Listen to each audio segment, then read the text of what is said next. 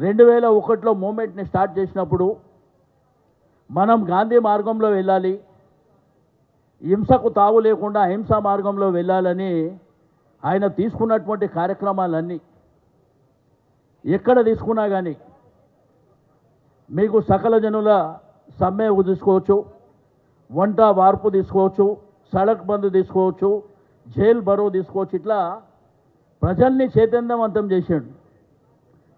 మరి ప్రధానమైనటువంటి రాజకీయ పార్టీలు ఆ రోజుల్లో Telugu Desam party, Congress party, BJP పార్టీని కూడా సచ్చినట్టు ఆ ఉద్యమానికి వచ్చేటట్టు ప్రయత్నం చేశాడు. అంటే దేశాన్ని ఆకర్షించాలి, కేంద్ర ప్రభుత్వం మెడలు వంచాలి, తద్వారా మన రాష్ట్రాన్ని మనం సాధించుకోవాలి.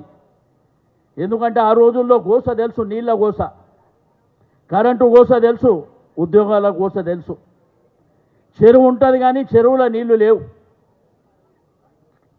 పంట పండించుకోవాలంటే మరి కరెంటు లేక గ్రామాలలో కులవృత్తులు ధ్వంసమైనటువంటి సందర్భంలో వారందరినీ ఒక తాటి మీదకి తీసుకొచ్చి కాంగ్రెస్, బీజేపీ, తెలుగుదేశం పార్టీ కూడా సచ్చినట్టు జై తెలంగాణ అనే పరిస్థితి తీసుకొచ్చి రాష్ట్రాన్ని సాధించింది తెలుసు. అంటే ఓ రాష్ట్రం సాధించడం అనేది మామూలు విషయం కాదు. లాస్ట్కి వస్తే కేసీఆర్ చచ్చుడో తెలంగాణ వచ్చుడో అని. ఖమ్మం జైలు అలుగునూరి చౌరస్తా నుంచి వారిని అరెస్టు చేసి ఖమ్మం తీసుకుపోయి ఖమ్మం జైల్లో పెట్టి అక్కడి నుంచి నిజాం కాలేజ్. కానీ కొంతమంది నిన్న మొన్న మాట్లాడే మూర్ఖులకు చరిత్ర తెలియదు. ఎట్లా మూర్ఖంగా మాట్లాడుతున్నారంటే, బిడ్డ మీ ఉన్న పదవులే కేసీఆర్ పుణ్యంరా బిడ్డ, అది గుర్తుపెట్టుకోండి. ఈరోజు ఈ ప్రభుత్వం ఉంది, దాని మీద గద్దెనెక్కినటువంటి నాయకులు అంటే అది కేసీఆర్ భిక్షరా నా బిడ్డ, గుర్తుపెట్టుకోండి.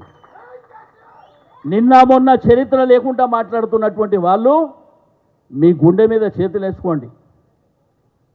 ఈరోజు సెక్రటరియట్ బాగలేదు, ఇక్కడ ఉన్న కమాండ్ కంట్రోల్ బాగలేదు, ముఖ్యమంత్రి గారి ఇల్లు కూడా బాగలేదు అన్నటువంటి మూర్ఖుల రాడ ఎందుకు కూర్చుంటుర్రా మీరు?